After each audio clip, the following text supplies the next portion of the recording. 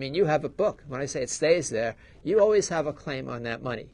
When a bank loans money to someone else, whether it be for a mortgage or for a car loan or for a credit card and whatnot, it creates that money out of nothing.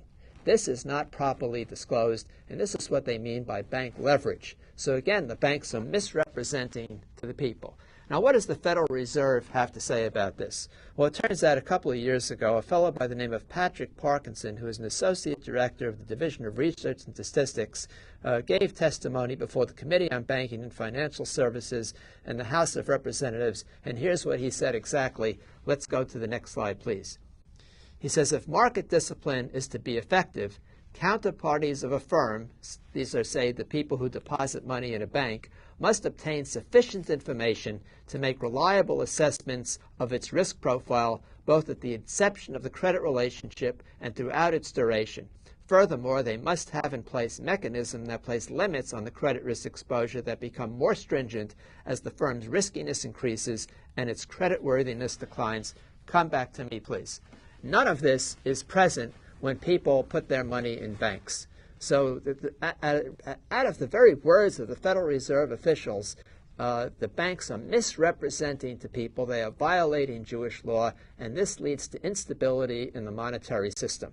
And of course, the instability leads to loss of savings, loss of pensions, loss of jobs, loss of annuities. And as I speak to you, sad to say, folks, the wheels have come off the cart completely. And this system is spiraling out of control, not only in the United States, but around the world. And now I want to turn to the issue of non-disclosure of material information. So what information would be proper to include on the irredeemable paper ticket money if they were going to do full disclosure? Well, first and foremost, they would have to disclose that the dollar no longer has what's known in the scientific world as a unit of dimension. And there's a little story to this. So it seems when Isaac Newton, one of the most brilliant men who ever lived, say for Aristotle, maybe the most brilliant man who ever lived, as a reward to Isaac Newton, at the end of the 17th century, the British made him the warden of the mint. He was in charge of the mint in Great Britain. And shortly after he became warden of the mint, the Bank of England, which was on the gold standard, and what that meant was that the bank would issue putatively redeemable paper money that was supposedly redeemable into gold on demand. But it turned out that nobody's going to get their gold. And why would they? What do you do with the gold once you got it? Better to leave it in the bank. And so the bankers came to Newton. They said, well, let's forget about the gold. I mean, no one's redeeming it anyway. Just let's go with the paper money. And Newton answered not as an economist, not as a moralist. He answered as a scientist. And what he said, if you break the link to gold, the paper will no longer have a unit of dimension. What a unit of dimension is, it's a matter of weight or distance or volume, but something you can actually measure. So if there's no link to gold, the paper money has no unit of measure.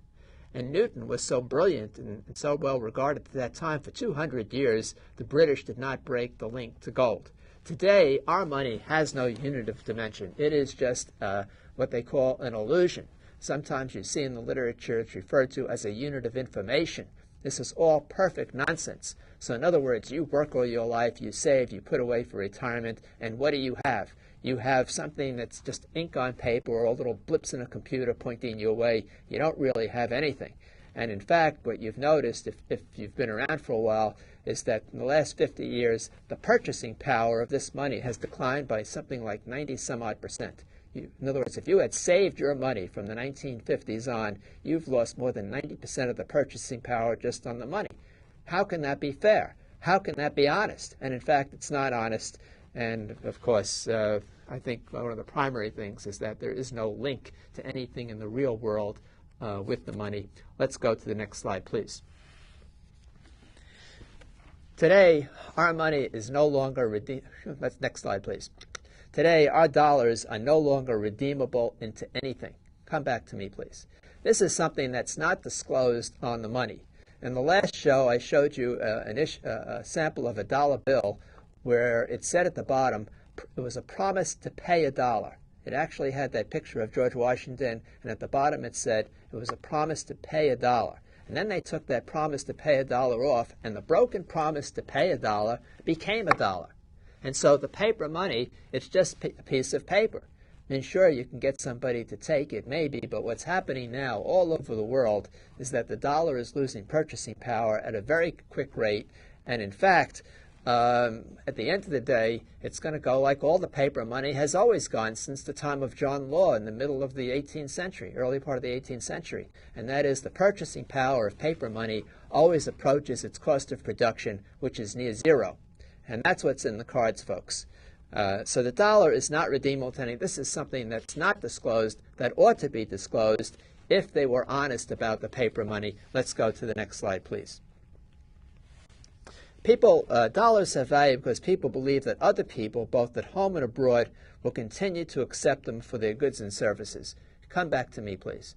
This is something that it's assumed, that somebody else is going to take these dollars. But I can remember, I'm old enough to recall that in 1971, on August 15th, when President Nixon reneged on the sovereign promise of the United States government to redeem dollars at the rate of $35 for an ounce of gold to central banks, when he broke that promise, there was havoc in Europe. Americans who were in Europe, they couldn't use their dollars to buy plane tickets to get home.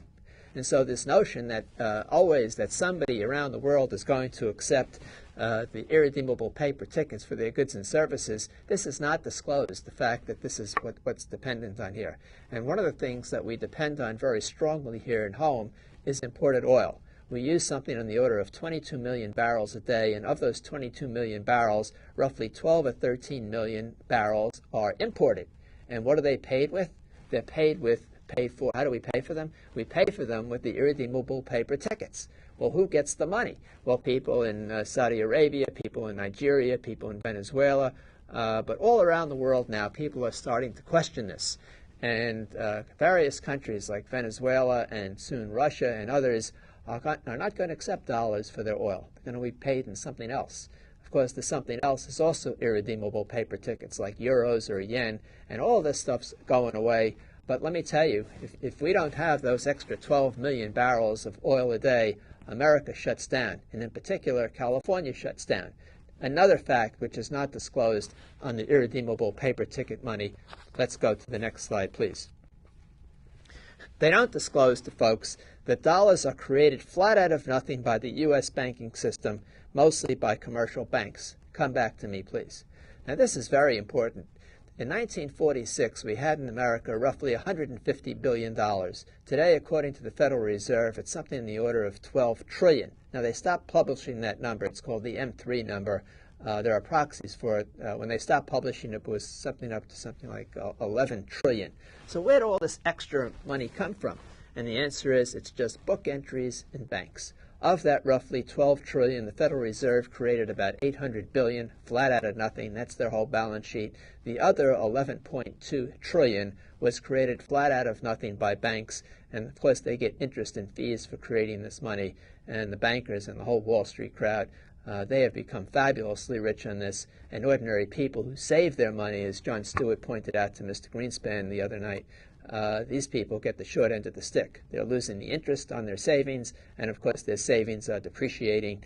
This is as egregious dishonesty. I mean, it's institutionalized stealing on a worldwide basis, and they're really stealing from ordinary people for the benefit of a very small clique of very well-to-do people in the financial field. That's what's going on. Let's go to the next slide, please. And here's a disclosure that ought to be made. And this is a fact. So if, in the judgment of the Federal Reserve, there needs to be additional liquidity, read liquidity to mean additional money in the system, then the Federal Reserve may create additional dollars, and I put in dollars in quotation marks because in no way are these dollars related to the dollars mentioned in the Constitution, in unlimited quantities. And this generation of additional dollars will dilute the purchasing power of dollars that have been saved or promised for future payment, such as pensions or annuities,